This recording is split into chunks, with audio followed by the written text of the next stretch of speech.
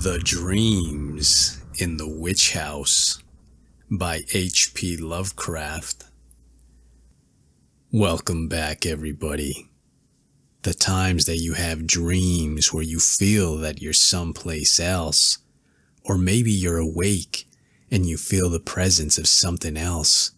It might not be too far off, that there's another dimension that is intertwining with your own, and dreaming might be the key to traveling to these other dimensions. Walter Gilman wanted to be close to what he didn't know. See how it turns out in this beautiful tale. Clear your mind, take a deep breath, and enjoy. Whether the dreams brought on the fever, or the fever brought on the dreams, Walter Gilman did not know. Behind everything crouched the brooding, festering horror of the ancient town and of the moldy, unhallowed garret gable where he wrote and studied and wrestled with figures and formulae when he was not tossing on the meager iron bed. His ears were growing sensitive to a preternatural and intolerable degree, and he had long ago stopped the cheap mantel clock whose ticking had come to seem like a thunder of artillery. At night, the subtle stirring of the black city outside, the sinister scurrying of rats in the wormy partitions, and the creaking of hidden timbers in the sentried house were enough to give him a sense of strident pandemonium. The darkness always teemed with unexplained sound, and yet he sometimes shook with fear lest the noises he heard should subside and allow him to hear certain other, fainter noises which he suspected were lurking behind him. He was in the changeless, legend-haunted city of Arkham, with its clustering gambrel roofs that sway and sag over attics, where witches hid from the king's men in the dark, olden days of the province. Nor was any spot in the city more steeped in macabre memory than the gable room which harbored him.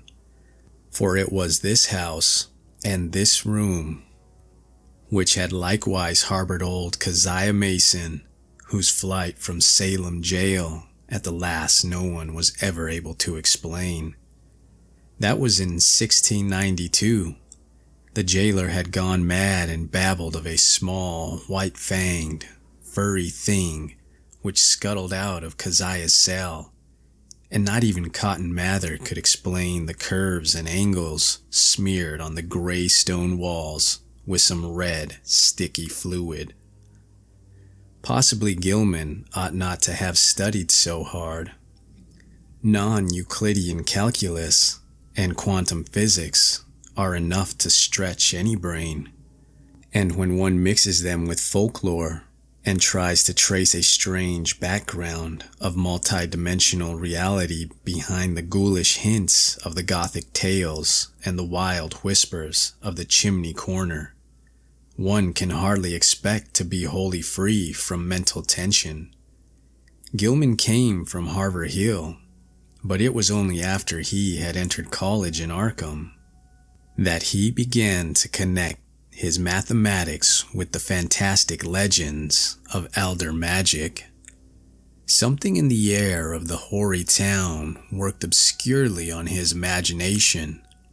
The professors at Miskatonic had urged him to slacken up, and had voluntarily cut down his course at several points. Moreover, they had stopped him from consulting the dubious old books on forbidden secrets that were kept under lock and key in a vault at the university library. But all these precautions came late in the day, so that Gilman had some terrible hints from the dreaded Necronomicon of Abdul al-Hazred, the fragmentary book of Eban, and the suppressed Onaussprechlichen Kuten of von Junz to correlate with his abstract formulae on the properties of space and the linkage of dimensions known and unknown. He knew his room was in the old witch house. That indeed was why he had taken it. There was much in the Essex County records about Keziah Mason's trial and what she had admitted under pressure to the court of the Oyer and the Terminer had fascinated Gilman beyond all reason. She had told Judge Hawthorne of lines and curves that could be made to point out directions leading through the walls of space to other spaces beyond, and had implied that such lines and curves were frequently used at certain midnight meetings in the dark valley of the White Stone beyond Meadow Hill, and on the unpeopled island in the river. She had spoken also of the Black Man, of her oath, and of her new secret name of Nahab. Then she had drawn those devices on the walls of her cell and vanished. Gilman believed strange things about Keziah and had felt a queer thrill on learning that her dwelling was still standing after more than 235 years. When he heard the hushed Arkham whispers about Keziah's persistent presence in the old house and the narrow streets, about the irregular human tooth marks left on certain sleepers in that and other houses, about the childish cries heard near May Eve and Hollow Mass, about the stench often noted in the old house's attic just after those dreaded seasons, and about the small, furry, sharp-toothed thing which haunted the moldering structure and the town and nuzzled people curiously in the black hours before dawn. He resolved to live in the place at any cost. A room was easy to secure, for the house was unpopular, hard to rent, and long given over to cheap lodgings. Gilman could not have told what he expected to find there, but he knew he wanted to be in the building where some circumstance had more or less suddenly given a mediocre old woman of the 7th century an insight into mathematical depths, perhaps beyond the utmost modern delving of Planck, Heisenberg, Einstein, and de Sitter. He studied the timber and plaster walls for traces of cryptic designs at every accessible spot where the paper had peeled, and within a week managed to get the eastern attic room where Keziah was held to have practiced her spells. It had been vacant from the first, for no one had ever been willing to stay there long. But the Polish landlord had grown wary about renting it. Yet nothing whatever happened to Gilman till about the time of the fever. No ghostly Keziah fitted through the somber halls and chambers. No small furry thing crept into his dismal eyrie to nuzzle him, and no record of the witch's incantations rewarded his constant search. Sometimes he would take walks through shadowy tangles of unpaved, musty-smelling lanes, where eldritch brown houses of unknown age leaned and tottered and leered mockingly through narrow, small-paned windows. Here he knew strange things had happened once, and there was a faint suggestion behind the surface that everything of that monstrous past might not, at least in the darkest, narrowest, and most intricately crooked alleys, have utterly perished. He also rode out twice to the ill-regarded island in the river, and made a sketch of the singular angles described by the moss-grown rows of gray-standing stones, whose origin was so obscure and immemorial. Gilman's room was of good size, but queerly irregular shape, the north wall slanting perceptibly inward from the outer to the inner end, while the low ceiling slanted gently downward in the same direction. Aside from an obvious rat hole and the signs of other stopped-up ones, there was no access, nor any appearance of a former avenue of access to the space which must have existed between the slanting wall and the straight outer wall on the house's north side. Though a view from the exterior showed where a window had been boarded up at a very remote date, the loft above the ceiling, which must have had a slanting floor, was likewise inaccessible. When Gilman climbed up a ladder to the cobweb level loft, above the rest of the attic he found vestiges of a bygone aperture, tightly and heavily covered with ancient planking and secured by the stout wooden pegs common in colonial carpentry. No amount of persuasion, however, could induce the stolid landlord to let him investigate either of these two closed spaces. As time wore along, his absorption in the irregular wall and ceiling of his room increased, for he began to read into the odd angles a mathematical significance which seemed to offer vague clues regarding their purpose. Old Keziah, he reflected, might have had excellent reasons for living in a room with peculiar angles, for was it not through certain angles that she claimed to have gone outside the boundaries of the world of space we know? His interest gradually veered away from the unplumbed voids beyond the slanting surfaces, since it now appeared that the purpose of those surfaces concerned the side he was already on. The touch of brain fever and the dreams began early in February. For some time, apparently, the curious angles of Gilman's room had been having a strange, almost hypnotic effect on him.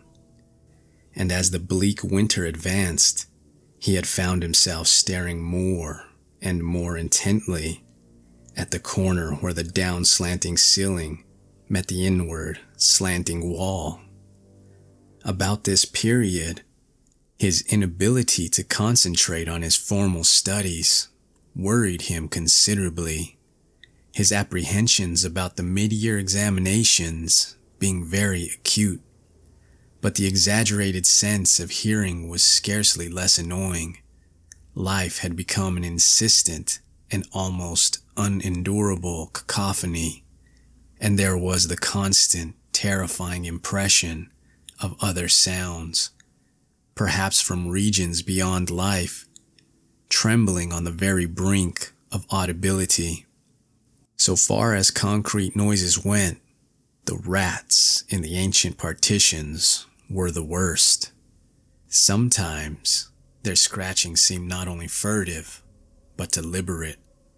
When it came from beyond the slanting north wall, it was mixed with a sort of dry rattling, and when it came from the sentry-closed loft, above the slanting ceiling, Gilman always braced himself as if expecting some horror, which only bided its time before descending to engulf him utterly. The dreams were wholly beyond the pale of sanity, and Gilman felt that they must be a result, jointly, of his studies in mathematics and in folklore. He had been thinking too much about the vague regions which his formulae told him must lie beyond the 3 dimensions we know, and about the possibility that old Keziah Mason, guided by some influence past all conjecture, had actually found the gate to those regions. The yellowed country records containing her testimony and that of her accusers were so damnably suggestive of things beyond human experience, and the descriptions of the darting little furry object which served as her familiar were so painfully realistic despite their incredible details. That object, no larger than a good-sized rat and quaintly called by the townspeople Brown Jenkin, seemed to have been the fruit of a remarkable case of sympathetic herd delusion, For in 1692, no less than 11 persons had testified to glimpsing it. There were recent rumors, too, with a baffling and disconcerting amount of agreement. Witnesses said it had long hair and the shape of a rat, but that its sharp-toothed, bearded face was evilly human, while its paws were like tiny human hands. It took messages betwixt old Keziah and the devil, and was nursed on the witch's blood, which it sucked like a vampire. Its voice was a kind of loathsome titter, and it could speak all languages.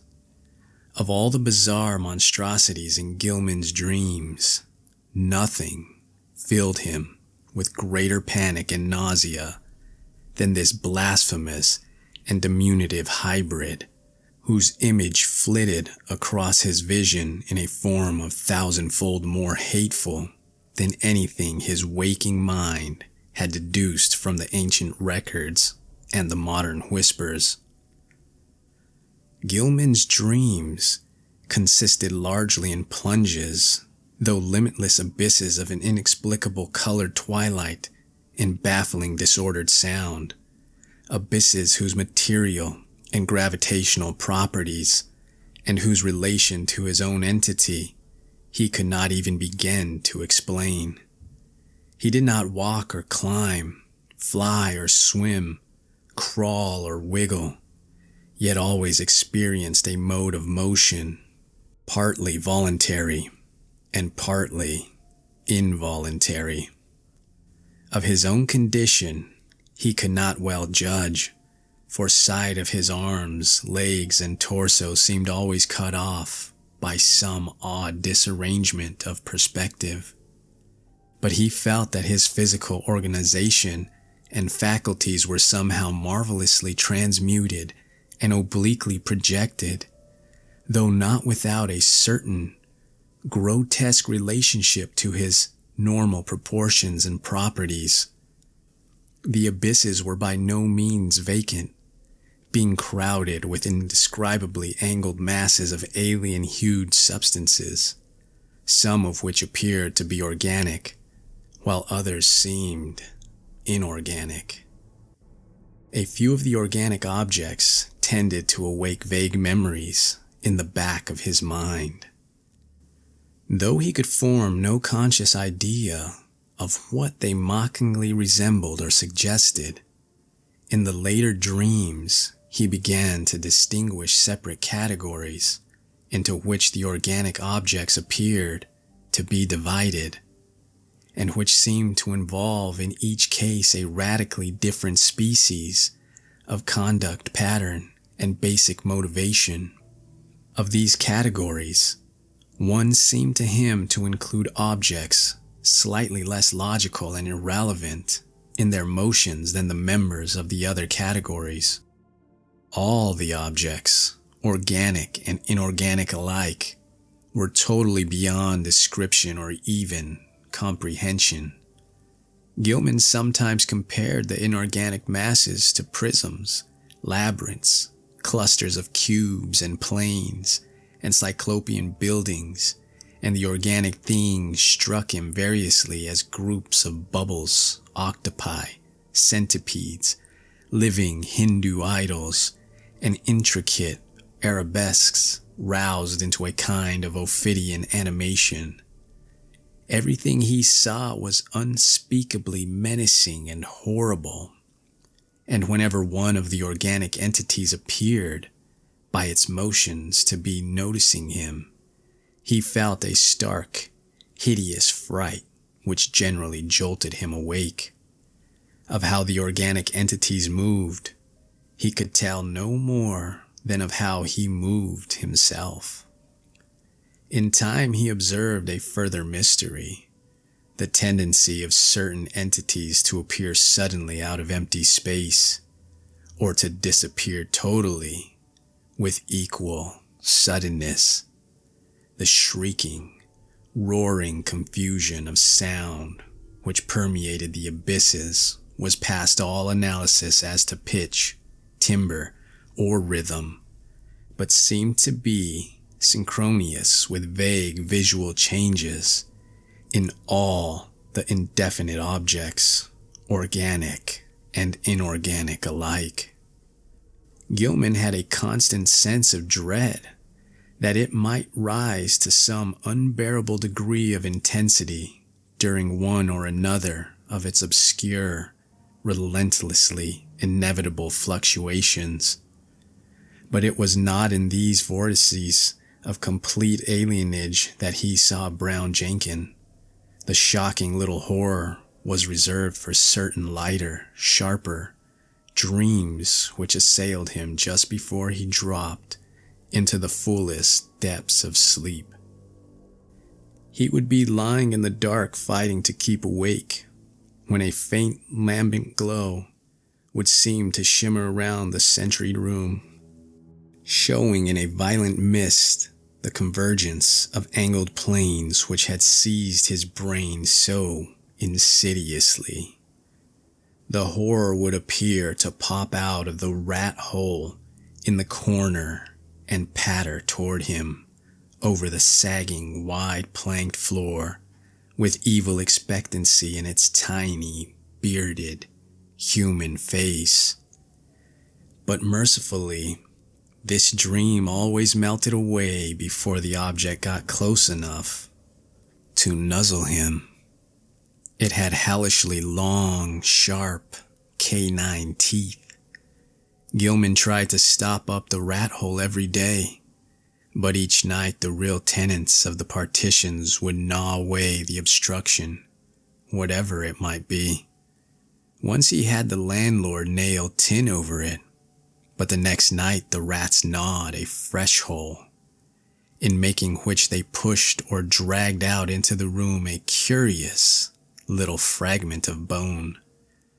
Gilman did not report his fever to the doctor, for he knew he could not pass the examinations if ordered to the college infirmary when every moment was needed for cramming. As it was, he failed in Calculus D and Advanced General Psychology, though not without hope of making up lost ground before the end of the term. It was in March when the fresh element entered his lighter preliminary dreaming, and the nightmare shape of Brown Jenkin began to be companioned by the nebulous blur which grew more and more to resemble a bent old woman. This addition disturbed him more than he could account for, but finally he decided that it was like an ancient crone whom he had twice actually encountered in the dark tangle of lanes near the abandoned wharves. On those occasions, the evil, sardonic, and seemingly unmotivated stare of the beldame had set him almost shivering, especially the first time, when an overgrown rat darting across the shadowed mouth of a neighboring alley had made him think irrationally of Brown Jenkin. Now he reflected, those nervous fears were being mirrored in his disordered dreams. That the influence of the old house was unwholesome, he could not deny, but traces of his early morbid interest still held him there. He argued that the fever alone was responsible for his nightly fantasies, and that when the touch abated, he would be free from the monstrous visions. Those visions, however, were of abhorrent vividness and convincingness, and whenever he awaked, he retained a vague sense of having undergone much more than he remembered. He was hideously sure that in unrecalled dreams he had talked with Brown Jenkin and the old woman, and that they had been urging him to go somewhere with them and to meet a third being of greater potency. Toward the end of March, he began to pick up his mathematics, though other studies bothered him increasingly. He was getting an intuitive knack for solving Riemannian equations, and astonished Professor Upham by his comprehension of fourth-dimensional and other problems which had floored all the rest of the class. One afternoon, there was a discussion of possible freakish curvatures in space, and of theoretical points of approach, or even contact between our part of the cosmos and various other regions as distant as the farthest stars or the transgalactic gulfs themselves, or even as fabulously remote as the tentatively conceivable cosmic units beyond the whole Einsteinian space-time continuum. Gilman's handling of this theme filled everyone with admiration, even though some of his hypothetical illustrations caused an increase in the always plentiful gossip about his nervous and solitary eccentricity.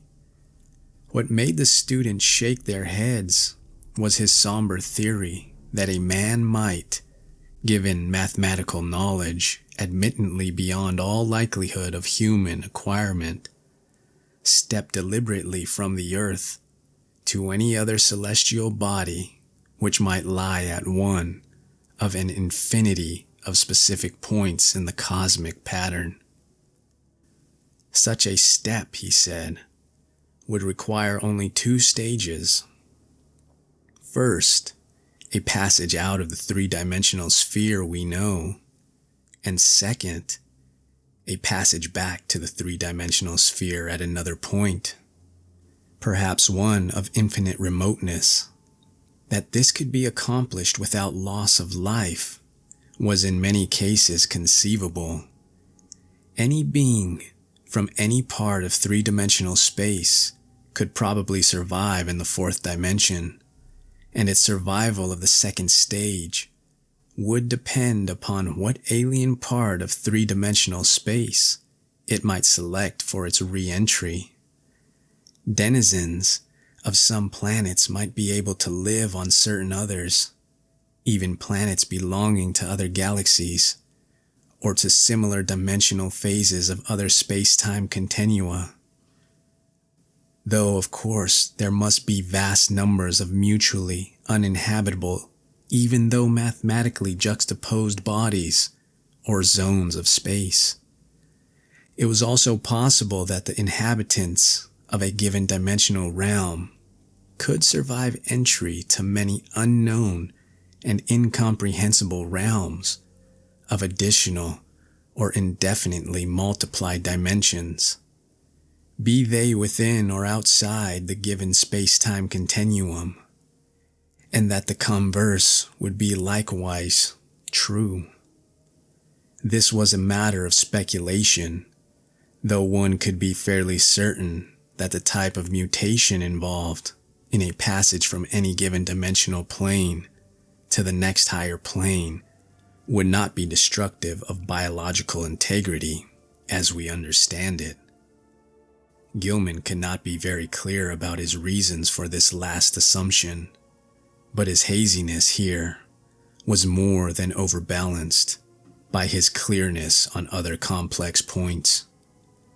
Professor Upham especially liked his demonstration of the kinship of higher mathematics to certain phases of magical lore transmitted down the ages from an ineffable antiquity, human or pre-human, whose knowledge of the cosmos and its laws was greater than ours.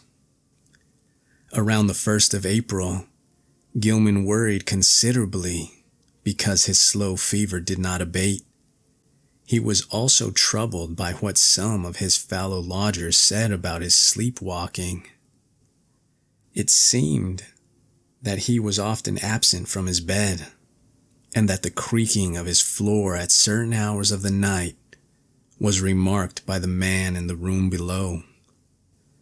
This fellow also spoke of hearing the tread of shod feet in the night, but Gilman was sure he must have been mistaken in this, since shoes as well as other apparel were always precisely in place in the morning.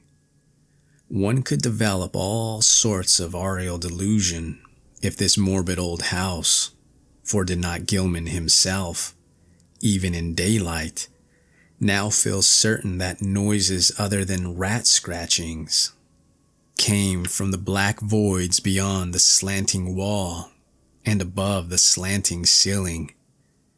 His pathologically sensitive ears began to listen for faint footfalls in the immemorial sealed loft overhead, and sometimes the illusion of such things was agonizingly realistic.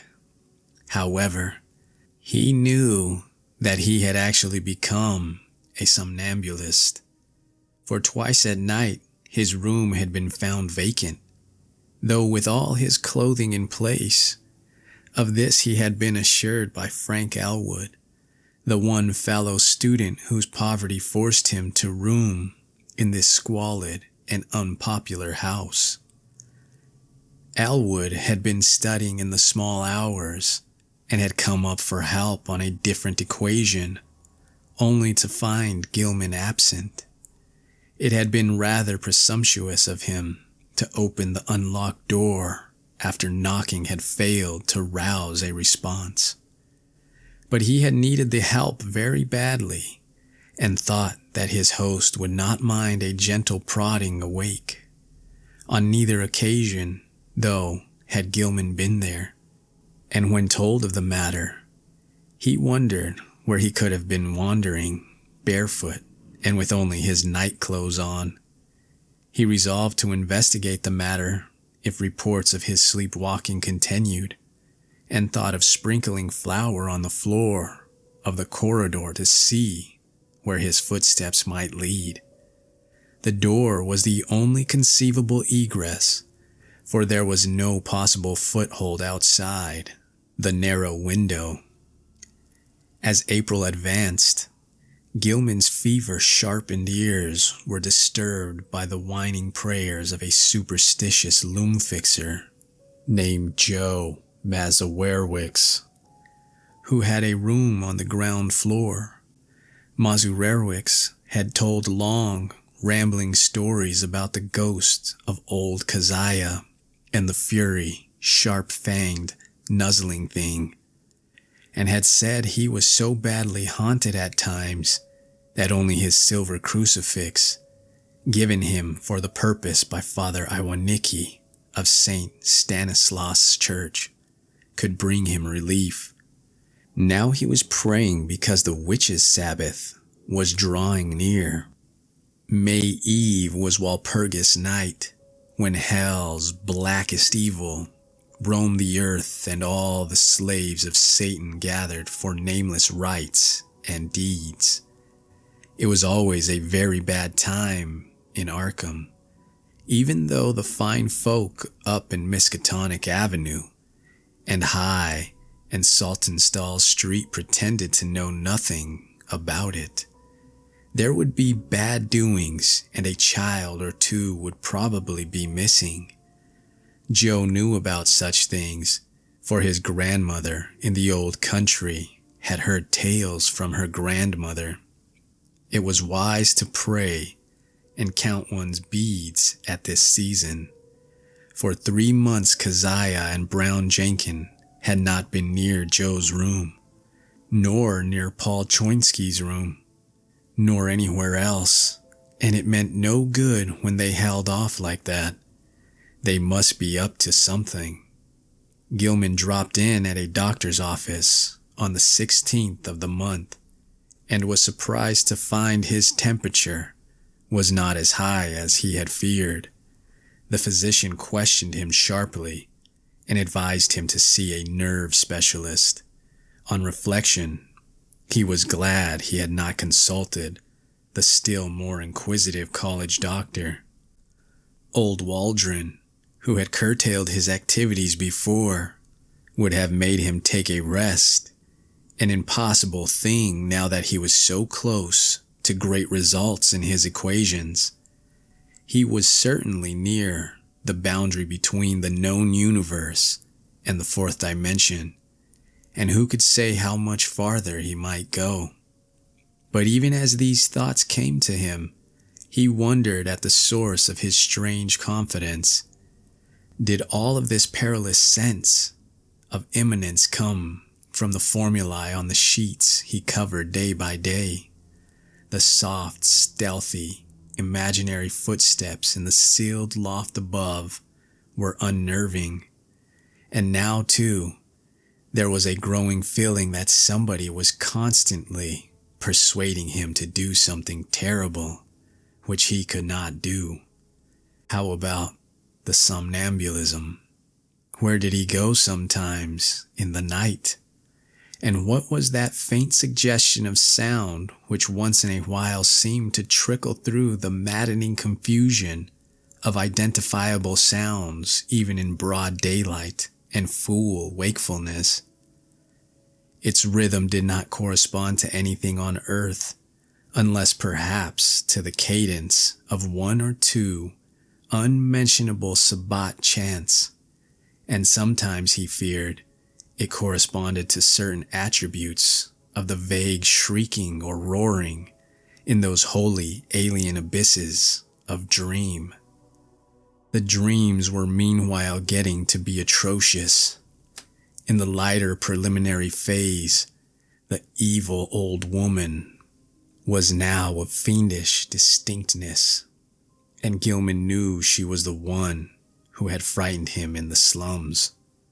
Her bent back, long nose, and shriveled chin were unmistakable, and her shapeless brown garments were like those he remembered.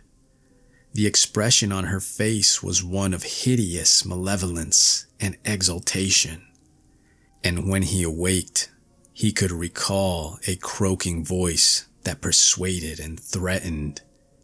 He must meet the black man and go with them all to the throne of Azathoth at the center of ultimate chaos.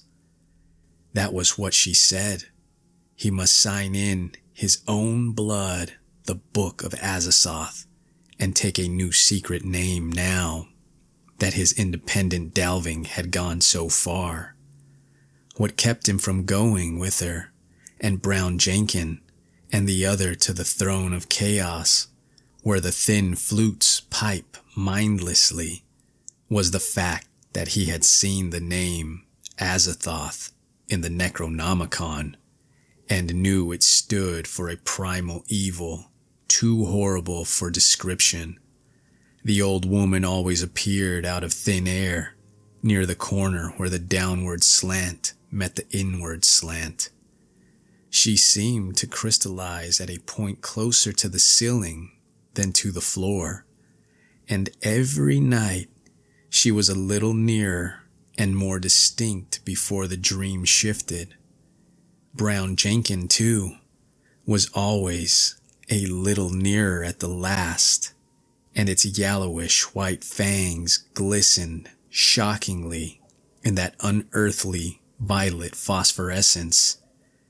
Its shrill loathsome tittering struck more and more in Gilman's head, and he could remember in the morning how it had pronounced the words Azathoth and Nyarlathotep. In the deeper dreams, everything was likewise more distinct, and Gilman felt that the twilight abysses around him were those of the fourth dimension, those organic entities whose motions seemed least flagrantly irrelevant and unmotivated were probably projections of life forms from our own planet, including human beings. What the others were, in their own dimensional sphere or spheres, he dared not try to think. Two of the less irrelevantly moving things, a rather large congeries of iridescent, prolately spheroidal bubbles, and a very much smaller polyhedron of unknown colors and rapidly shifting surface angles, seemed to take notice of him and follow him about, or float as he changed position among the tightened prisms, labyrinths, cube and plane clusters, and quasi-buildings, and all the while the vague shrieking and roaring waxed louder and louder, as if approaching some monstrous climax of utterly unendurable intensity. During the night of April 19 to 20, the new development occurred. Gilman was half involuntarily moving about in the twilight abysses with the bubble mass and the small polyhedron floating ahead, when he noticed the peculiarly regular angles formed by the edges of some gigantic neighboring prism clusters. In another second, he was out of the abyss and standing tremulously on a rocky hillside bathed in intense diffused green light. He was barefooted and in his night clothes, and when he tried to walk, discovered that he could scarcely lift his feet. A swirling vapor hid everything but the immediate sloping terrain from sight, and he shrank from the thought of the sounds that might surge out of the vapor. Then he saw the two shapes laboriously crawling toward him, the old woman and the little furry thing. The crone strained up to her knees and managed to cross her arms in a singular fashion, while Brown Jenkin pointed in a certain direction with a horribly anthropoid forepaw, which it raised with evident difficulty, spurred by an impulse he did not originate. Gilman dragged himself forward along a course determined by the angle of the old woman's arms and the direction of the small monstrosity's paw. And before he had shuffled 3 steps, he was back in the twilight abysses. Geometrical shapes seethed around him, and he fell dizzily and interminably. At last he woke in his bed, in the crazily angled garret of the eldritch old house. He was good for nothing that morning, and stayed away from all his classes. Some unknown attraction was pulling his eyes in a seemingly irrelevant direction, for he could not help staring at a certain vacant spot on the floor. As the day advanced, the focus of his unseeing eyes changed position, and by noon he had conquered the impulse to stare at vacancy. About 2 o'clock, he went out for lunch, and as he threaded the narrow lanes of the city, he found himself turning always to the southeast. Only an effort halted him at a cafeteria in Church Street, and after the meal, he felt the unknown pull still more strongly. He would have to consult a nerve specialist after all. Perhaps there was a connection with his somnambulism, but meanwhile, he might at least try to break the morbid spell himself. Undoubtedly, he could still manage to walk away from the pool, so with great resolution, he headed against it and dragged himself deliberately north along Garrison Street. By the time he had reached the bridge over the Miskatonic, he was in a cold perspiration, and he clutched at the iron railing as he gazed upstream at the ill-regarded island, whose regular lines of ancient standing stones brooded sullenly in the afternoon sunlight. Then he gave a start, for there was a clearly visible living figure on the desolate island, and a second glance told him it was certainly the strange old woman whose sinister aspect had worked itself so disastrously into his dreams. The tall grass near her was moving too, as if some other living thing were crawling close to the ground. When the old woman began to turn toward him, he fled precipitately off the bridge and into the shelter of the town's labyrinthine waterfront alleys. Distant though the island was, he felt that a monstrous and invincible evil could flow from the sardonic stare of that bent, ancient figure in brown. The southeastward pool still held, and only with tremendous resolution could Gilman drag himself into the old house and up the rickety stairs. For hours he sat silent and aimless, with his eyes shifting gradually westward. About 6 o'clock, his sharpened ears caught the whining prayers of Joe Mozerwick's 2 floors below, and in desperation he seized his hat and walked out into the sunset golden streets, letting the now directly southward pool carry him where it might. An hour later, darkness found him in the open fields beyond Hangman's Brook. With the glimmering spring stars shining ahead, the urge to walk was gradually changing to an urge to leap mystically into space. And suddenly he realized just where the source of the pool lay. It was in the sky. A definite point among the stars had a claim on him and was calling him.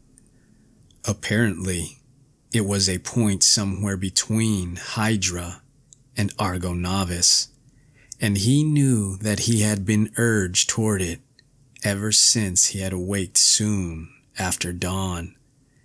In the morning, it had been underfoot. Afternoon found it rising in the southeast, and now it was roughly south, but wheeling toward the west. What was the meaning of this new thing? Was he going mad? How long would it last? Again mustering his resolution, Gilman turned and dragged himself back to the sinister old house. Mezerwick's was waiting for him at the door, and seemed both anxious and reluctant to whisper some fresh bit of superstition. It was about the witch light. Joe had been out celebrating the night before. It was Patriots' Day in Massachusetts, and had come home after midnight. Looking up at the house from outside, he had thought at first that Gilman's window was dark, but then he had seen the faint, violet glow within. He wanted to warn the gentleman about that glow, for everybody in Arkham knew it was Keziah's witchlight which played near Brown Jenkin and the ghost of the old crone himself. He had not mentioned this before, but now he must tell about it, because it meant that Keziah and her long-toothed familiar were haunting the young gentleman. Sometimes he and Paul Choinsky and landlord Dombrowski thought they saw that light seeping out of cracks in the sealed loft above the young gentleman's room, but they had all agreed not to talk about that. However, it would be better for the gentleman to take another room and get a crucifix from some good priest like Father Iwanicki. As the man rambled on, Gilman felt a nameless panic clutch at his throat. He knew that Joe must have been half drunk when he came home the night before, yet this mention of a violet light in the garret window was of frightful import. It was a lambent glow of this sort which always played about the old woman and the small furry thing in those lighter, sharper dreams which prefaced his plunge into unknown abysses, and the thought that a wakeful second person could see the dream luminance was utterly beyond sane harborage. Yet where had the fellow got such an odd notion? Had he himself talked as well as walked around the house in his sleep? No, Joe said, he had not, but he must check up on this. Perhaps Frank Elwood could tell him something, though he hated to ask. Fever, wild dreams, somnambulism, illusions of sounds, a pull toward a point in the sky, and now a suspicion of insane sleep-talking. He must stop studying, see a nerve specialist, and take himself in hand. When he climbed to the second story, he paused at Elwood's door. but saw that the other youth was out. Reluctantly, he continued up to his garret room and sat down in the dark. His gaze was still pulled to the southwest, but he also found himself listening intently for some sound in the closed loft above, and half imagining that an evil violet light seeped down through an infinitesimal crack in the low, slanting ceiling. That night, as Gilman slept, the violet light broke upon him with heightened intensity, and the old witch and small furry thing, getting closer than ever before, mocked him with inhuman squeals and devilish gestures. He was glad to sink into the vaguely roaring twilight abysses, though the pursuit of that iridescent bubble conjuries and that kaleidoscopic little polyhedron was menacing and irritating. Then came the shift as vast converging planes of a slippery-looking substance loomed above and below him, a shift which ended in a flash of delirium and a blaze of unknown, alien light in which yellow, carmine, and indigo were madly and inextricably blended.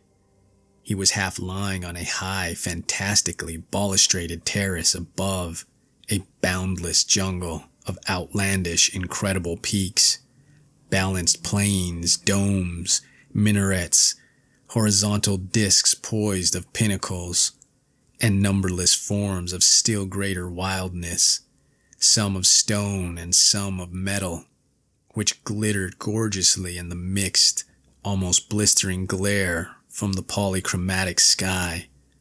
Looking upward, he saw 3 stupendous discs of flame, each of a different hue, and at a different height above an infinitely distant curving horizon of low mountains. Behind him, tiers of higher terraces towered aloft as far as he could see. The city below stretched away to the limits of vision, and he hoped that no sound would well up from it. The pavement from which he easily raised himself was of a veined, polished stone beyond his power to identify, and the tiles were cut in bizarre angled shapes, which struck him as less asymmetrical than based on some unearthly symmetry whose laws he could not comprehend. The balustrade was chest-high, delicate and fantastically wrought, while along the rail were ranged at short intervals little figures of grotesque design and exquisite workmanship. They, like the whole balustrade, seemed to be made of some sort of shining metal whose color could not be guessed in this chaos of mixed effulgences, and their nature utterly defied conjecture. They represented some rigid, barrel-shaped object, with thin horizontal arms radiating spoke-like from a central ring, and with vertical knobs or bulbs projecting from the head and base of the barrel. Each of these knobs was the hub of a system of 5 long, flat triangularly tapering arms arranged around it like the arms of a starfish, nearly horizontal, but curving slightly away from the central barrel. The base of the bottom knob was fused to the long railing with so delicate a point of contact that several figures had been broken off and were missing. The figures were about 4.5 inches in height, while the spiky arms gave them a maximum diameter of about 2.5 inches. When Gilman stood up, the tiles felt hot to his bare feet. He was wholly alone, and his first act was to walk to the balustrade and look dizzily down at the endless cyclopean city almost 2,000 feet below. As he listened, he thought a rhythmic confusion of faint musical pipings covering a wide tonal range welled up from the narrow streets beneath, and he wished he might discern the denizens of the place.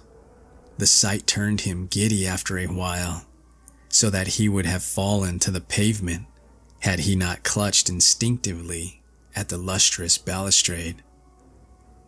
His right hand fell on one of the projecting figures, the touch seeming to steady him slightly. It was too much, however, for the exotic delicacy of the metalwork, and the spiky figure snapped off under his grasp. Still half dazed, he continued to clutch it as his other hand seized a vacant space on the smooth railing. But now his oversensitive ears caught something behind him, and he looked back across the level terrace. Approaching him softly, though without apparent furtiveness, were 5 figures, 2 of which were the sinister old woman and the fanged furry little animal. The other 3 were what sent him unconscious, for they were living entities about 8 feet high, shaped precisely like the spiky images on the balustrade, and propelling themselves by a spider-like wriggling of their lower set of starfish arms. Gilman awaked in his bed, drenched by a cold perspiration, and with a smarting sensation in his face, hands, and feet. Springing to the floor, he washed and dressed in frantic haste, as if it were necessary for him to get out of the house as quickly as possible. He did not know where he wished to go, but felt that once more he would have to sacrifice his classes. The odd pull toward that spot in the sky between Hydra and Argo had abated, but another of even greater strength had taken its place. Now he felt he must go north, infinitely north. He dreaded to cross the bridge that gave a view of the desolate island in the Miskatonic, so went over the Peabody Avenue Bridge. Very often he stumbled, for his eyes and ears were chained to an extremely lofty point in the blank blue sky. After about an hour, he got himself under better control and saw that he was far from the city. All around him stretched the bleak emptiness of salt marshes, while the narrow road ahead led to Innsmouth, that ancient, half-deserted town which Arkham people were so curiously, unwillingly to visit. Though the northward pull had not diminished, he resisted it as he had resisted the other pull, and finally found that he could almost balance the one against the other. Plodding back to town and getting some coffee at a soda fountain, he dragged himself into the public library and browsed aimlessly among the lighter magazines. Once he met some friends who remarked how oddly sunburned he looked, but he did not tell them of his walk. At 3 o'clock, he took some lunch at a restaurant, noting meanwhile that the pool had either lessened or divided itself. After that, he killed the time at a cheap cinema show, seeing the inane performance over and over again without paying any attention to it. About 9 at night, he drifted homeward and stumbled into the ancient house. Joe Marzerwicz was whining unintelligible prayers, and Gilman hastened up to his own garret chamber without pausing to see if Alwood was in. It was when he turned on the feeble electric light that the shock came. At once, he saw there was something on the table which did not belong there. A second look left no room for doubt. Lying on its side, for it could not stand up alone, was the exotic, spiky figure which in his monstrous dream he had broken off the fantastic balustrade. No detail was missing. The rigid, barrel-shaped center, the thin, radiating arms, the knobs at each end, and the flat, slightly outward curving starfish arms spreading from those knobs. All were there. In the electric light, the color seemed to be a kind of iridescent gray, veined with green, and Gilman could see amidst his horror and bewilderment that one of the knobs ended in a jagged break corresponding to its former point of attachment to the dream railing. Only his tendency toward a dazed stupor prevented him from screaming aloud. This fusion of dream and reality was too much to bear. Still dazed, he clutched at the spiky thing and staggered downstairs to landlord Dombrowski's quarters. The whining prayers of the superstitious loom fixer were still sounding through the moldy halls, but Gilman did not mind them now. The landlord was in and greeted him pleasantly. No, he had not seen that thing before and did not know anything about it. But his wife had said she found a funny tin thing in one of the beds when she fixed the rooms at noon, and maybe that was it. Dombrowski called her, and she waddled in. Yes, that was the thing. She had found it in the young gentleman's bed, on the side next the wall. It had looked very queer to her, but of course the young gentleman had lots of queer things in his room. Books and curios and pictures and markings on paper. She certainly knew nothing about it. So Gilman climbed upstairs again in a mental turmoil, convinced that he was either still dreaming or that his somnambulism had run to incredible extremes, and did not recall seeing it in any museum in Arkham. It must have been somewhere, though, and the sight of it as he snatched it in his sleep must have caused the odd dream picture of the balustraded terrace. Next day, he would make some very guarded inquiries and perhaps see the nerve specialist. Meanwhile, he would try to keep track of his somnambulism. As he went upstairs and across the garret hall, he sprinkled about some flour which he had borrowed, with a frank admission as to its purpose from the landlord. He had stopped at Alwood's door on the way, but had found all dark within.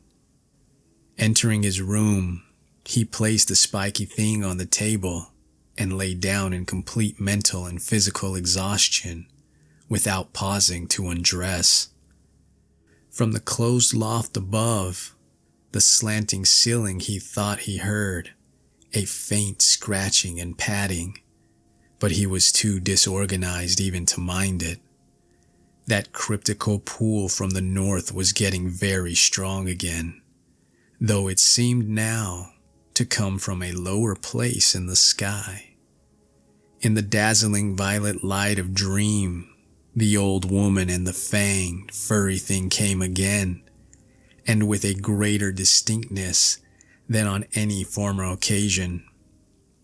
This time they actually reached him, and he felt the crone's withered claws clutching at him. He was pulled out of bed and into empty space, and for a moment he heard a rhythmic roaring and saw the twilight amorphousness of the vague abysses seething around him. But that moment was very brief, for presently he was in a crude, windowless little space with rough beams and planks rising to a peak just above his head, and with a curious slanting floor underfoot. Propped level on the floor were low cases full of books of every degree of antiquity and disintegration, and in the center were a table and bench, both apparently fastened in place. Small objects of unknown shape and nature were ranged on the tops of the cases, and in the flaming violet light, Gilman thought he saw a counterpart of the spiky image which had puzzled him so horribly.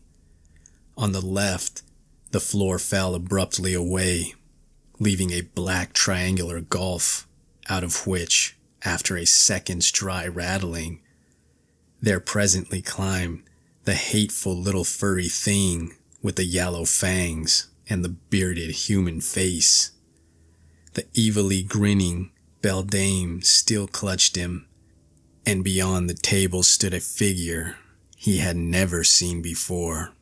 A tall, lean man of dead black coloration, but without the slightest sign of negroid features, wholly devoid of either hair or beard, and wearing, as his only garment, a shapeless robe of some heavy black fabric.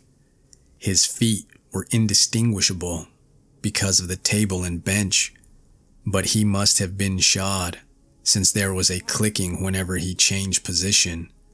The man did not speak, and bore no trace of expression on his small, regular features. He merely pointed to a book of prodigious size, which lay open on the table, while the beldame thrust a huge gray quill into Gilman's right hand. Over everything was a pall of intensely maddening fear, and the climax was reached when the furry thing ran up the dreamer's clothing to his shoulders and then down to his left arm, finally biting him sharply in the wrist just below his cuff.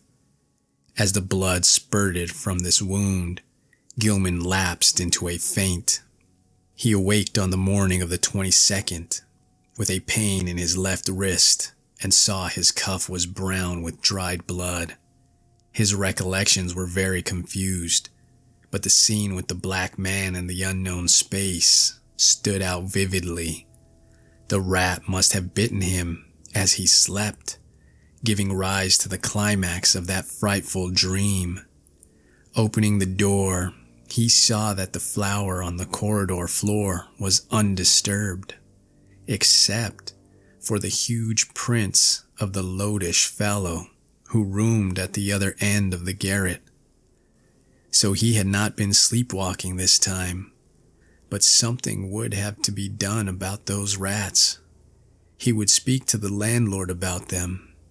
Again, he tried to stop up the hole at the base of the slanting wall, wedging in a candlestick which seemed of about the right size. His ears were ringing horribly, as if with the residual echoes of some horrible noise heard in dreams. As he bathed and changed clothes, he tried to recall what he had dreamed after the scene in the violent Lytton space, but nothing definite would crystallize in his mind. That scene itself must have corresponded to the sealed loft overhead, which had begun to attack his imagination so violently. But later impressions were faint and hazy. There were suggestions of the vague twilight abysses and of still vaster, blacker abysses beyond them, abysses in which all fixed suggestions of form were absent. He had been taken there by the bubble conjuries and the little polyhedrons which had always dogged him. But they, like himself, had changed to wisps of milky, barely luminous mist in the farther void of ultimate blackness. Something else had gone on ahead, a larger wisp, which now and then condensed into nameless approximations of form, and he thought that their progress had not been in a straight line, but rather along the alien curves and spirals of some ethereal vortex, which obeyed laws unknown to the physics and mathematics of any conceivable cosmos. Eventually, there had been a hint of vast, leaping shadows, of a monstrous, half-acoustic pulsing, and then of the thin, monotonous piping of an unseen flute. But that was all. Gilman decided he had picked up that last conception from what he had read in the Necronomicon about the mindless entity Azathoth, which rules all time and space from a curiously environed black throne at the center of chaos. When the blood was washed away, the wrist wound proved very slight, and Gilman puzzled over the location of the 2 tiny punctures. It occurred to him that there was no blood on the bedspread where he had lain, which was very curious in view of the amount on his skin and cuff. Had he been sleepwalking within his room, and had the rat bitten him as he sat in some chair or paused in some less rational position? He looked in every corner for brownish drops or stains, but did not find any. He had better, he thought, sprinkle flour within the room as well as outside the door, though after all no further proof of his sleepwalking was needed. He knew he did walk, and the thing to do now was to stop it. He must ask Frank Elfwood for help. This morning, the strange pools from space seemed lessened, though they were replaced by another sensation, even more inexplicable. It was a vague, insistent pulse to fly away from his present situation, but held not a hint of the specific direction in which he wished to fly. As he picked up the strange spiky image on the table, he thought the older northward pool grew a trifle stronger. But even so, it was wholly overruled by the newer and more bewildering urge. He took the spiky image down to Alwood's room, stilling himself against the winds of the loom fixer, which welled up from the ground floor. Alwood was in, thank heaven, and appeared to be stirring about. There was time for a little conversation before leaving for breakfast in college, so Gilman hurriedly poured forth an account of his recent dreams and fears. His host was very sympathetic and agreed that something ought to be done. He was shocked by his guest's drawn, haggard aspect and noticed the queer, abnormal-looking sunburn which others had remarked during the past week. There was not much, though, that he could say. He had not seen Gilman on any sleepwalking expedition, and had no idea what the curious image could be.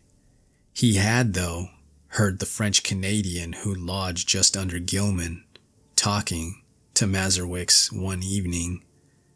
They were telling each other how badly they dreaded the coming of Walpurgis night. Now, only a few days off, and were exchanging pitying comments about the poor, doomed young gentleman. Des Rochers, the fellow under Gilman's room, had spoken of nocturnal footsteps, both shod and unshod, and of the violet light he saw one night when he had stolen fearfully up to peer through Gilman's keyhole. He had not dared to peer, he told Mazurwick's, after he had glimpsed that light through the cracks around the door. There had been soft talking, too, and as he began to describe it, his voice had sunk to an inaudible whisper. Elwood could not imagine what had set these superstitious creatures gossiping, but supposed their imaginations had been roused by Gilman's late hours and somnolent walking and talking on the one hand, and by the nearness of traditionally feared May Eve on the other hand. That Gilman talked in his sleep was plain, and it was obviously from Des Rochers' keyhole listenings that the delusive notion of the violet dreamlight had got abroad. These simple people were quick to imagine they had seen any odd thing they had heard about. As for a plan of action, Gilman had better move down to Alwood's room and avoid sleeping alone. Elwood would, if awake, rouse him whenever he began to talk or rise in his sleep. Very soon, too, he must see the specialist. Meanwhile, they would take the spiky image around to the various museums and to certain professors, seeking identification and stating that it had been found in a public rubbish can. Also, Dombrowski must attend to the poisoning of those rats in the walls. Braced up by Alwood's companionship, Gilman attended classes that day. Strange urges still tugged at him, but he could sidetrack them with considerable success. During a free period, he showed the queer image to several professors, all of whom were intensely interested, though none of them could shed any light upon its nature or origin. That night he slept on a couch which Alwood had had the landlord bring to the second-story room, and for the first time in weeks was wholly free from disquieting dreams. But the feverishness still hung on, and the whines of the loom fixer were an unnerving influence. During the next few days, Gilman enjoyed an almost perfect immunity from morbid manifestations. He had, Alwood said, showed no tendency to talk or rise in his sleep, and meanwhile the landlord was putting rat poison everywhere. The only disturbing element was the talk among the superstitious foreigners, whose imaginations had become highly excited.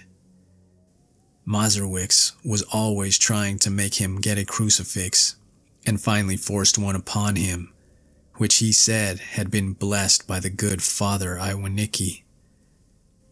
Des Rochers, too, had something to say. In fact, he insisted that cautious steps had sounded in the now vacant room above him on the first and second nights of Gilman's absence from it.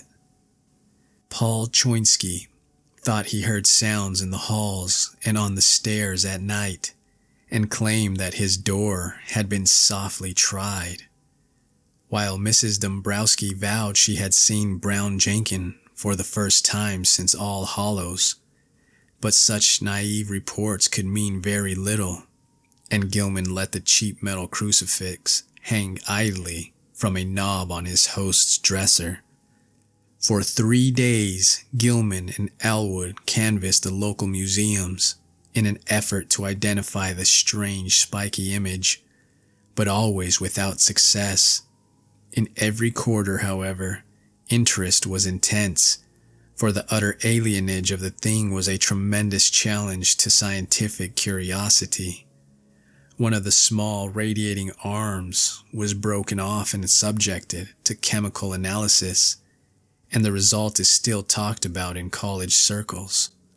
Professor Ellery found platinum, iron, and tellurium in the strange alloy, but mixed with these were at least 3 other apparent elements of high atomic weight, which chemistry was absolutely powerless to classify. Not only did they fail to correspond with any known element, but they did not even fit the vacant places reserved for probable elements in the periodic system. The mystery remains unsolved to this day, though the image is on exhibition at the Museum of Miskatonic University. On the morning of April 27, a fresh rat hole appeared in the room where Gilman was a guest, but Dombrowski tinned it up during the day. The poison was not having much effect, for scratchings and scurrings in the walls were virtually undiminished. Alwood was out late that night, and Gilman waited up for him. He did not wish to go to sleep in a room alone, especially since he thought he had glimpsed in the evening twilight the repellent old woman whose image had become so horribly transferred to his dreams. He wondered who she was, and what had been near her, rattling the tin can in a rubbish heap at the mouth of a squalid courtyard. The crone had seemed to notice him and leer evilly at him, though perhaps this was merely his imagination. The next day, both youths felt very tired, and knew they would sleep like logs when night came.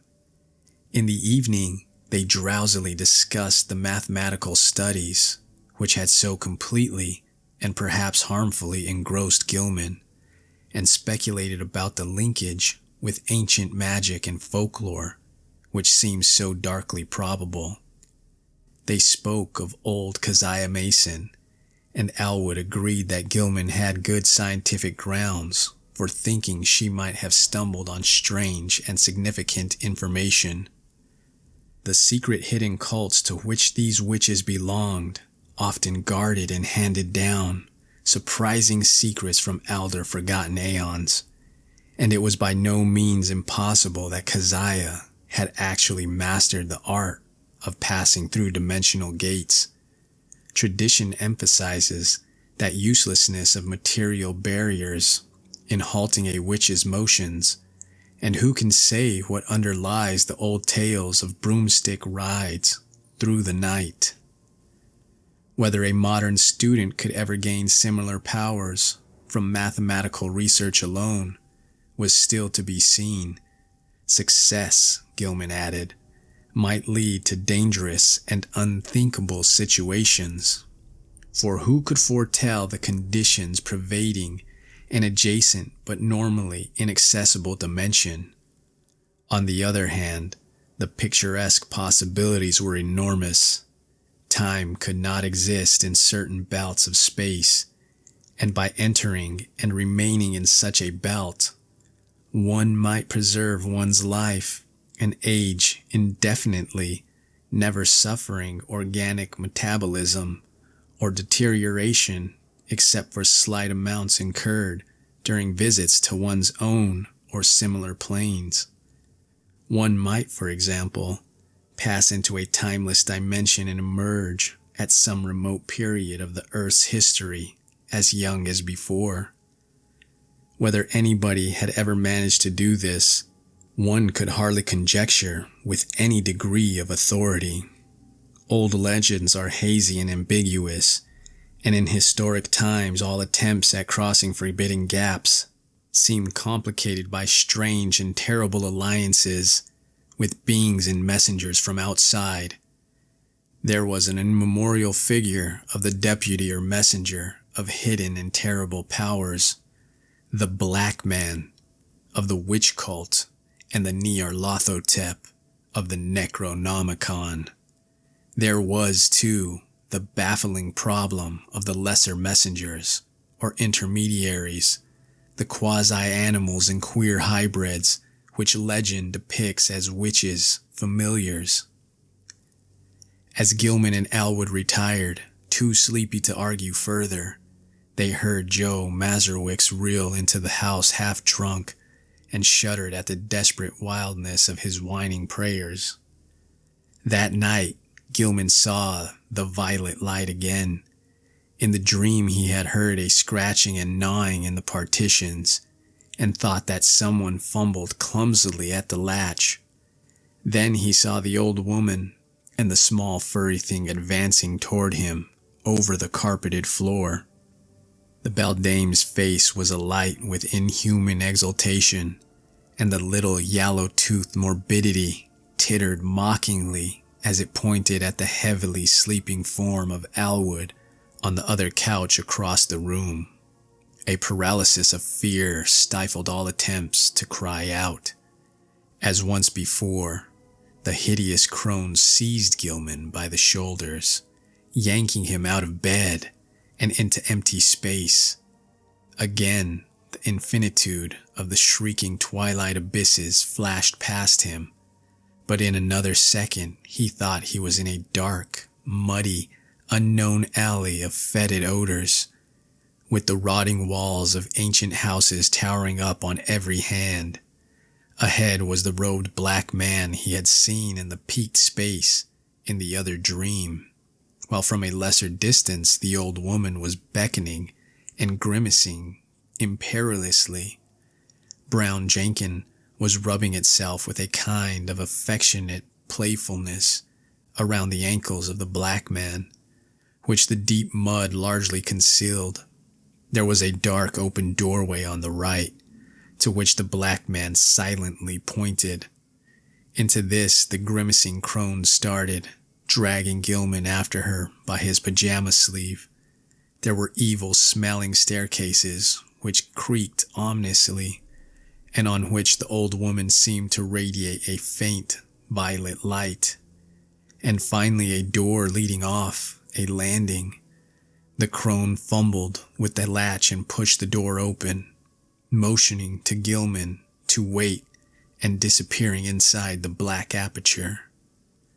The youth's oversensitive ears caught a hideous strangled cry, and presently the beldame came out of the room bearing a small, senseless form which she thrust at the dreamer as if ordering him to carry it.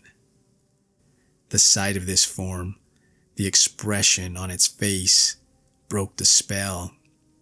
Still too dazed to cry out, he plunged recklessly down the noisome staircase and into the mud outside, halting only when seized and choked by the waiting black man. A consciousness departed. He heard the faint shrill tittering of the fanged, rat-like abnormality. On the morning of the 29th, Gilman awaked into a maelstrom of horror. The instant he opened his eyes, he knew something was terribly wrong. For he was back in his old garret room with the slanting wall and ceiling, sprawled on the now unmade bed. His throat was aching inexplicably, and as he struggled to a sitting posture, he saw with growing fright that his feet and pajama bottoms were brown with caked mud. For the moment his recollections were hopelessly hazy, but he knew at least that he must have been sleepwalking. Elwood had been lost too deeply in slumber to hear and stop him. On the floor were confused muddy prints, but oddly enough, they did not extend all the way to the door. The more Gilman looked at them, the more peculiar they seemed, for in addition to those he could recognize as his, there were some smaller, almost round markings, such as the legs of a large chair or table might make, except that most of them tended to be divided into halves. There were also some curious muddy rat tracks leading out of a fresh hole and back into it again. Utter bewilderment and the fear of madness racked Gilman as he staggered to the door and saw that there were no muddy prints outside. The more he remembered of his hideous dream, the more terrified he felt, and it added to his desperation to hear Joe Mazurwick's chanting mournfully 2 floors below. Descending to Elwood's room, he roused his still sleeping host and began telling of how he had found himself, but Elwood could form no idea of what might really have happened, where Gilman could have been, how he got back to his room without making tracks in the hall, and how the muddy, furniture-like prints came to be mixed with his in the garret chamber were wholly beyond conjecture. Then there were those dark, livid marks on his throat, as if he had tried to strangle himself. He put his hands up to them, but found that they did not even approximately fit. While they were talking, Des Rochers dropped in to say that he had heard a terrific clattering overhead in the dark small hours. No, there had been no one on the stairs after midnight, though just before midnight he had heard faint footfalls in the garret and cautiously descending steps he did not like. It was, he added, a very bad time of year for Arkham. The young gentleman had better be sure to wear the crucifix Joe Mazurwick had given him. Even the daytime was not safe, for after dawn there had been strange sounds in the house, especially a thin, childish wail hastily choked off. Gilman mechanically attended classes that morning, but was wholly unable to fix his mind on his studies. A mood of hideous apprehension and expectancy had seized him, and he seemed to be awaiting the fall of some annihilating blow. At noon, he lunched at the university spa, picking up a paper from the next seat as he waited for dessert. But he never ate that dessert, for an item on the paper's first page left him limp, wild-eyed, and able only to pay his check and stagger back to Alwood's room. There had been a strange kidnapping the night before in Orne's gangway, and the 2-year-old child of a clod-like laundry worker named Anastasia Wolchko had completely vanished from sight. The mother, it appeared, had feared the event for some time, but the reasons she assigned for her fear were so grotesque that no one took them seriously. She had, she said, seen Brown Jenkin about the place now and then ever since early in March, and knew from its grimaces and titterings that little Ladislas must be marked for sacrifice as the awful Sabbat on Walpurgis night. She had asked her neighbor, Mary Zanuck, to sleep in the room and try to protect the child, but Mary had not dared. She could not tell the police, for they never believed such things. Children had been taken that way every year ever since she could remember, and her friend Pete Stawaki would not help because he wanted the child out of the way anyhow. But what threw Gilman into a cold perspiration was the report of a pair of revelers who had been walking past the mouth of the gangway just after midnight. They admitted they had been drunk, but both vowed they had seen a crazily dressed trio furtively entering the dark passageway. There had, they said, been a huge robed Negro, a little old woman in rags, and a young white man in his night clothes. The old woman had been dragging the youth, while around the feet of the Negro a tame rat was rubbing and weaving in the brown mud. Gilman sat in a daze all afternoon, and Alwood, who had meanwhile seen the papers and formed terrible conjectures from them, found him thus when he came home. This time, neither could doubt but that something hideously serious was closing in around them. Between the phantasms of nightmare and the realities of the objective world, a monstrous and unthinkable relationship was crystallizing, and only stupendous vigilance could avert still more direful developments.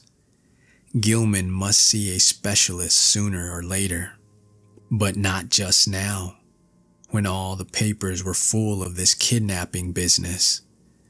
Just what had really happened was maddeningly obscure, and for a moment, both Gilman and Alwood exchanged whispered theories of the wildest kind. Had Gilman unconsciously succeeded better than he knew in his studies of space and its dimensions? Had he actually slipped outside our sphere to points unguessed and unimaginable? Where, if anywhere, had he been on those nights of demonic alienage? The roaring twilight abysses, the green hillside, the blistering terrace, the pools from the stars, the ultimate black vortex, the black man, the muddy alley and the stairs, the old witch and the fanged furry horror, the bubble conjuries and the little polyhedron, the strange sunburn, the wrist wound, the unexplained image, the muddy feet, the throat marks, the tales and fears of the superstitious foreigners. What did all this mean? To what extent could the laws of sanity apply to such a case? There was no sleep for either of them that night, but the next day they both cut classes and drowsed. This was April 30th, and with the dusk would come the hellish Sabbath time which all the foreigners and superstitious old folk feared. Mazurwick came home at 6 o'clock and said people at the mill were whispering that the Walpurgis revels would be held in the dark ravine beyond Meadow Hill, where the old white stone stands in a place queerly void of all plant life. Some of them had even told the police and advised them to look there for the missing Wolchcoat child. But they did not believe anything would be done. Joe insisted that the poor young gentleman wear his nickel-chained crucifix, and Gilman put it on and dropped it inside his shirt to humor the fellow. Late at night, the two youths sat drowsing in their chairs, lulled by the rhythmical praying of the loom fixer on the floor below. Gilman listened as he nodded, his preternaturally sharpened hearing seeming to strain for some subtle, dreaded murmur beyond the noises in the ancient house. Unwholesome recollections of things in the Necronomicon and the Black Book welled up, and he found himself swaying to infandous rhythms said to pertain to the blackest ceremonies of the Sabbat, and to have an origin outside the time and space we comprehend. Presently he realized what he was listening for, the hellish chant of the celebrants in the distant Black Valley. How did he know so much about what they expected?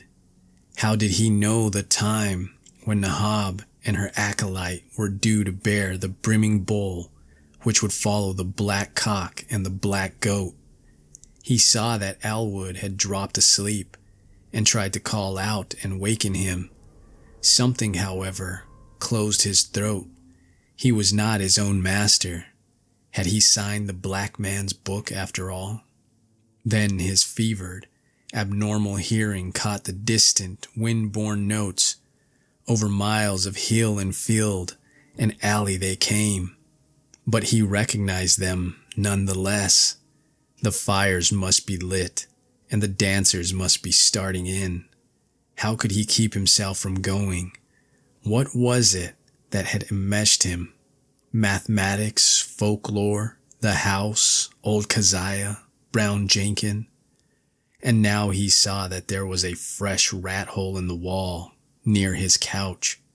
Above the distant chanting and the near praying of Joe Mazurwick's came another sound, a stealthy, determined scratching in the partitions. He hoped the electric lights would not go out. Then he saw the fanged, bearded little face in the rat hole, the accursed little face which he at last realized bore such a shocking, mocking resemblance to old Keziah's, and heard the faint fumbling at the door. The screaming twilight abysses flashed before him, and he felt himself helpless in the formless grasp of the iridescent bubble conjuries. Ahead raced the small, kaleidoscopic polyhedron, and all through the churning void there was a heightening and acceleration of the vague tonal pattern, which seemed to foreshadow some unutterable and unendurable climax. He seemed to know what was coming, the monstrous burst of Walpurgis rhythm, in whose cosmic timbre would be concentrated all the primal, ultimate space-time seething, which lie behind the massed spheres of matter and sometimes break forth in measured reverberations that penetrate faintly to every layer of entity and give hideous significance throughout the worlds to certain dreaded periods. But all this vanished in a second. He was again in the cramped, violet-lit peaked space with the slanting floor, the low cases of ancient books and bench and table, the queer objects and the triangular gulf at one side.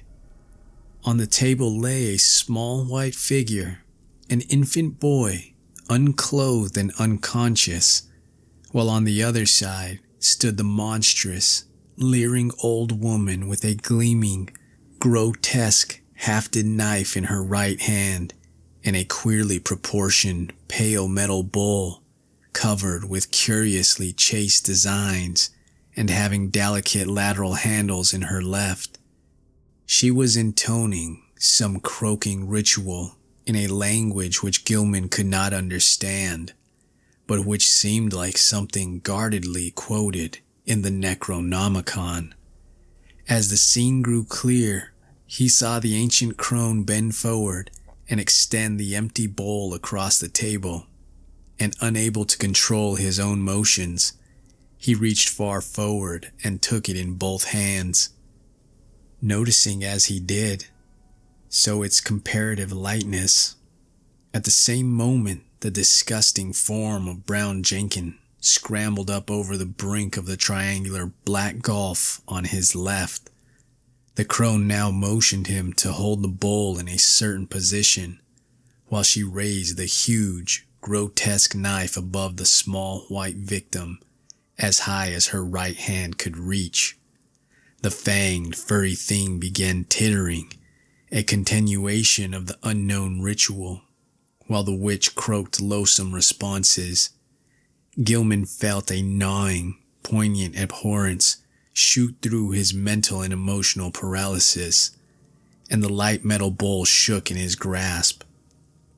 A second later, the downward motion of the knife broke the spell completely, and he dropped the bowl with a resounding, bell-like clangor, while his hands darted out frantically to stop the monstrous deed. In an instant, he had edged up the slanting floor around the end of the table and wrenched the knife from the old woman's claws, sending it clattering over the brink of the narrow triangular gulf. In another instant, however, matters were reversed, for those murderous claws had locked themselves tightly around his throat. While the wrinkled face was twisted with insane fury, he felt the chain of the cheap crucifix grinding into his neck, and in his peril, wondered how the sight of the object itself would affect the evil creature. Her strength was altogether superhuman, but as she continued her choking, he reached feebly in his shirt and drew out the metal symbol, snapping the chain and pulling it free. At sight of the device, the witch seemed struck with panic, and her grip relaxed long enough to give Gilman a chance to break it entirely. He pulled the steel-like claws from his neck and would have dragged the beldame over the edge of the gulf had not the claws received a fresh access of strength and closed in again. This time he resolved to reply in kind, and his own hands reached out for the creature's throat. Before she saw what he was doing, he had the chain of the crucifix twisted about her neck, and a moment later he had tightened it enough to cut off her breath. During her last struggle, he felt something bite at his ankle, and he saw that Brown Jenkin had come to her aid. With one savage kick, he sent the morbidity over the edge of the gulf and heard it whimper on some level far below. Whether he had killed the ancient crone, he did not know, but he let her rest on the floor where she had fallen. Then as he turned away, he saw on the table a sight which nearly snapped the last thread of his reason.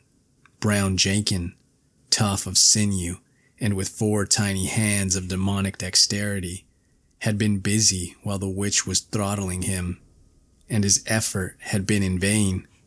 What he had prevented the knife from doing to the victim's chest, the yellow fangs of the furry blasphemy had done to a wrist, and the bowl, so lately on the floor, stood full beside the small, lifeless body.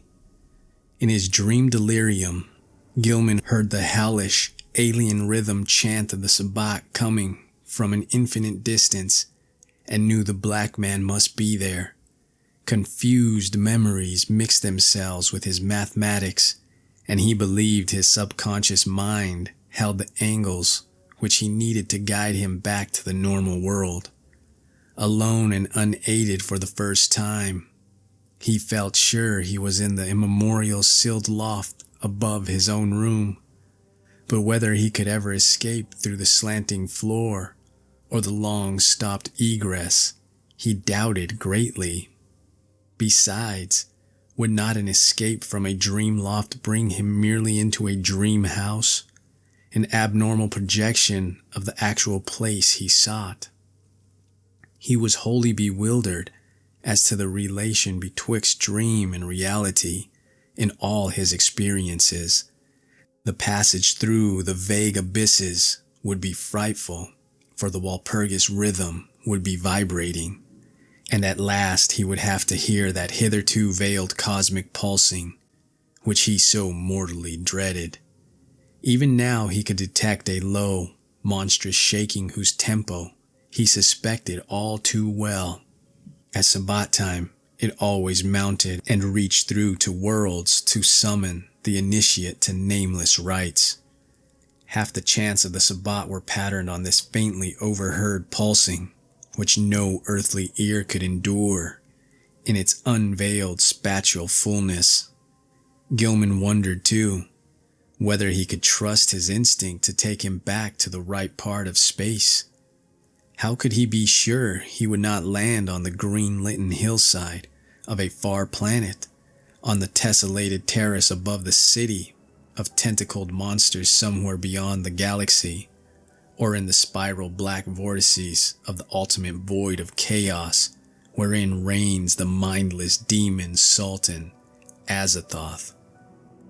Just before he made the plunge, the violet light went out and left him in utter blackness. The witch, old Keziah Nahab, that must have meant her death, and mixed with the distant chant of the Sabbat and the whimpers of Brown Jenkin in the gulf below, he thought he heard another and wilder whine from unknown depths. Joe Marzowicz, the prayers against the crawling chaos, now turning to an inexplicably triumphant shriek, worlds of sardonic actuality impinging on vortices of febrile dream. Aya, Shub, Niggeroth, the goat with 1,000 young. They found Gilman on the floor of his queerly angled old garret room, long before dawn, for the terrible cry had brought Des Rochers and Choinsky and Dombrowski and Mazurwicz at once, and had even wakened the soundly sleeping Alwood in his chair. He was alive, and with open, staring eyes, but seemed largely unconscious. On his throat were the marks of murderous hands, and on his left ankle was a distressing rat bite. His clothing was badly rumpled, and Joe's crucifix was missing. Alwood trembled, afraid even to speculate on what new form his friend's sleepwalking had taken. Merzerwicz seemed half-dazed because of a sign he said he had had in response to his prayers, and he crossed himself frantically when the squealing and whimpering of a rat sounded from beyond the slanting partition. When the dreamer was settled on his couch in Alwood's room, they sent for Dr. Malkowski, a local practitioner who would repeat no tales where they might prove embarrassing, and he gave Gilman 2 hypodermic injections, which caused him to relax in something like natural drowsiness. During the day, the patient regained consciousness at times and whispered his newest dream disjointedly to Alwood. It was a painful process, and at its very start brought out a fresh and disconcerting fact. Gilman, whose ears had so lately possessed an abnormal sensitiveness, was now stone deaf. Dr. Malkowski, summoned again in haste, told Alwood that both eardrums were ruptured, as if by the impact of some stupendous sound intense beyond all human conception or endurance. How such a sound could have been heard in the last few hours without arousing all the Miskatonic Valley was more than the honest physician could say.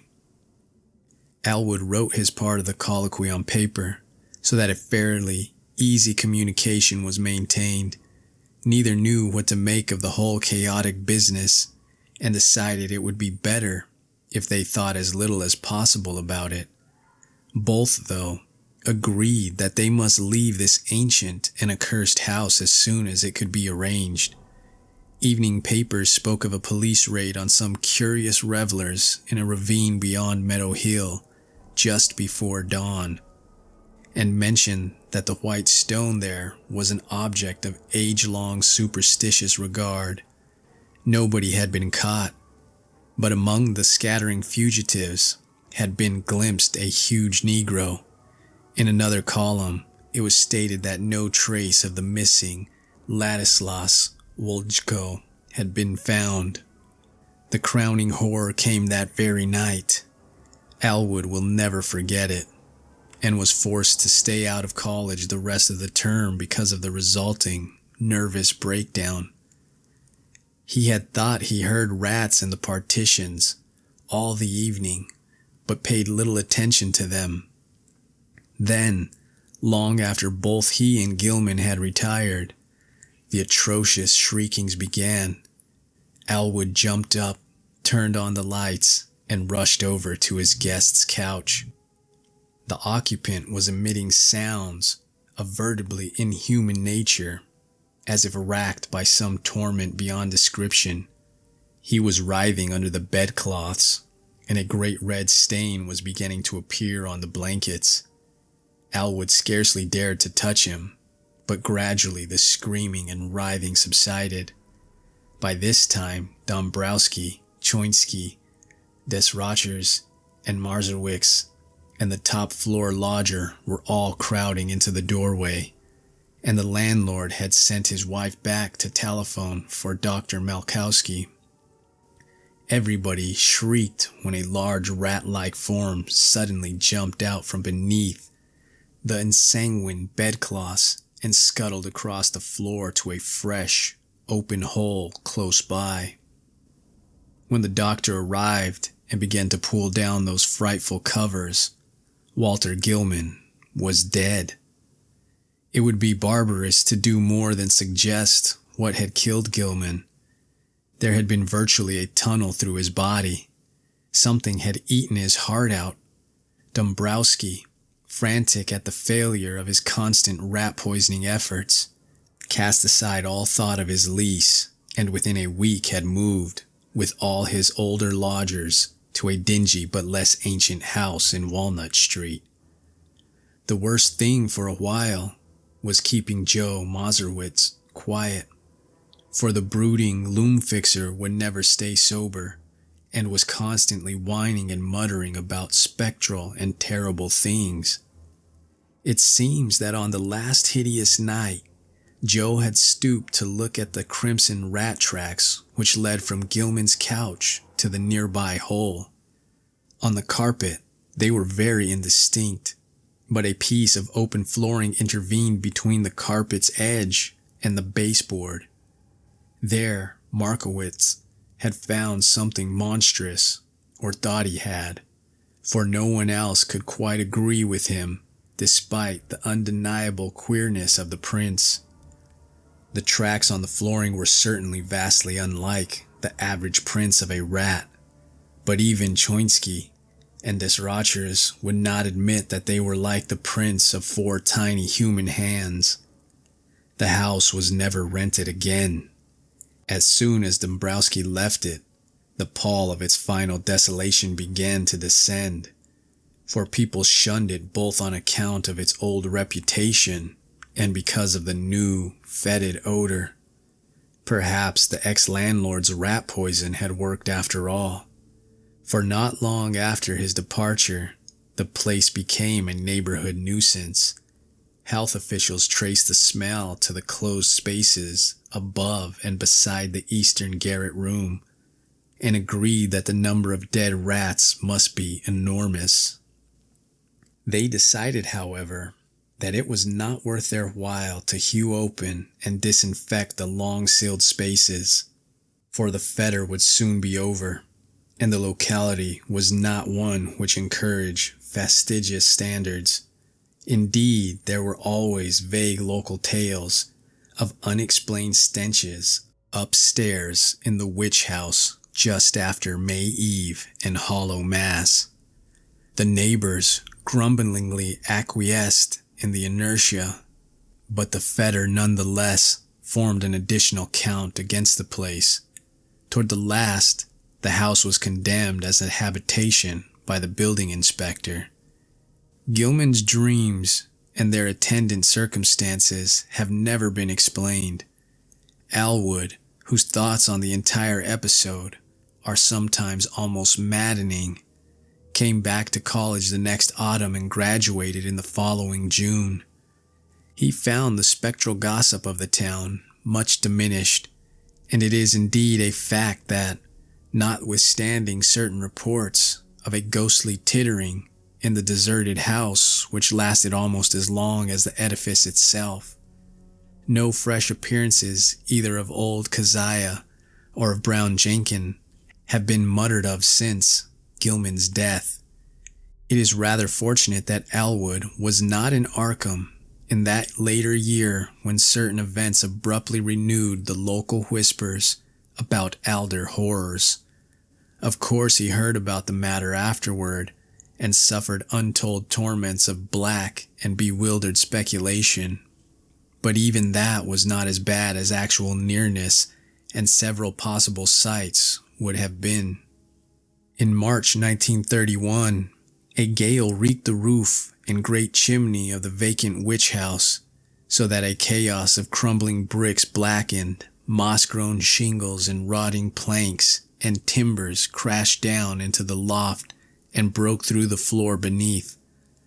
The whole attic story was choked with debris from above, but no one took the trouble to touch the mess before the inevitable raising of the decrepit structure. The ultimate step came in the following December, and it was when Gilman's old room was cleared out by reluctant, apprehensive workmen that the gossip began. Among the rubbish which had crashed through the ancient slanting ceiling were several things which made the workmen pause and call in the police. Later, the police in turn called in the coroner and several professors from the university. There were bones, badly crushed and splintered, but clearly recognizable as human, whose manifestly modern date conflicted, puzzlingly, with the remote period at which their only possible lurking place, the low, slant-floored loft overhead, had supposedly been sealed from all human access. The coroner's physician decided that some belonged to a small child, while certain others, found mixed with shreds of rotten brownish cloth, belonged to a rather undersized, bent female of advanced years. Careful sifting of debris also disclosed many tiny bones of rats caught in the collapse, as well as older rat bones gnawed by small fangs in a fashion now and then highly productive of controversy and reflection. Other objects found included the mingled fragments of many books and papers, together with a yellowish dust left from the total disintegration of still older books and papers.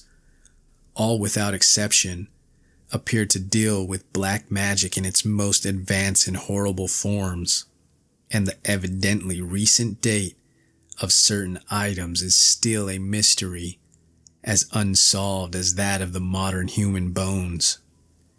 An even greater mystery is the absolute homogeneity of the crabbed, archaic writing found on a wide range of papers, whose conditions and watermarks suggest age differences of at least 150 to 200 years. To some, though, the greatest mystery of all is the variety of utterly inexplicable objects whose shapes, materials, types of workmanship, and purposes baffle all conjecture, found scattered amidst the wreckage in evidently diverse states of injury. One of these things, which excited several Miskatonic professors profoundly, is a badly damaged monstrosity, plainly resembling the strange image which Gilman gave to the college museum, save that it is larger, wrought of some peculiar bluish stone instead of metal, and possessed of a singularly angled pedestal with undecipherable hieroglyphics. Archaeologists and anthropologists are still trying to explain the bizarre designs, chased on a crushed bowl of light metal, whose inner side bore ominous brownish stains when found. Foreigners and credulous grandmothers are equally garrulous about the modern nickel crucifix, with broken chain mixed in with rubbish and shiveringly identified by Joe Mazurewicz as that which he had given poor Gilman many years before. Some believe this crucifix was dragged up to the sealed loft by rats, while others think it must have been on the floor in some corner of Gilman's old room all the time. Still others, including Joe himself, have theories too wild and fantastic for sober credence.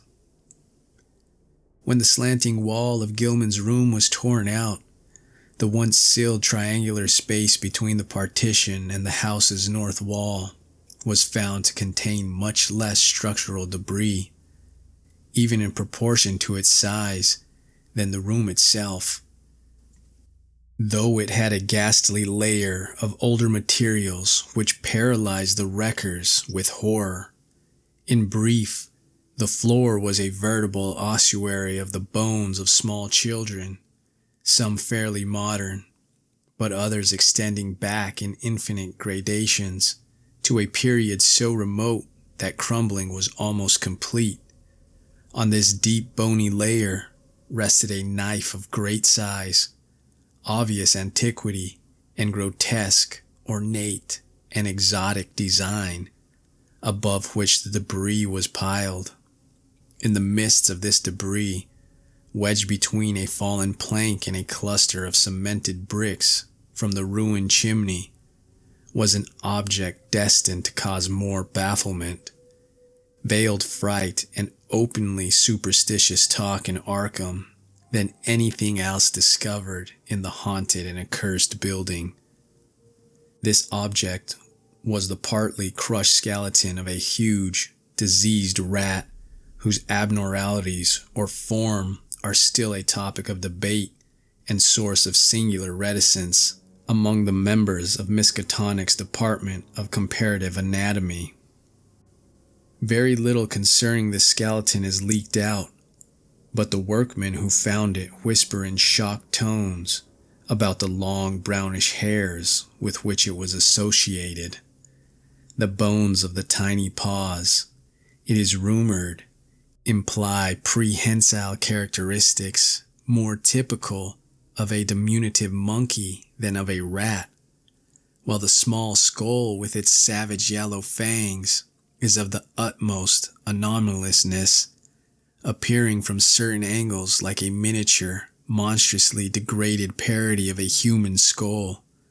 The workmen crossed themselves in fright when they came upon this blasphemy, but later burned candles of gratitude in St. Stanislaus's church because of the shrill, ghostly tittering they felt they would never hear again.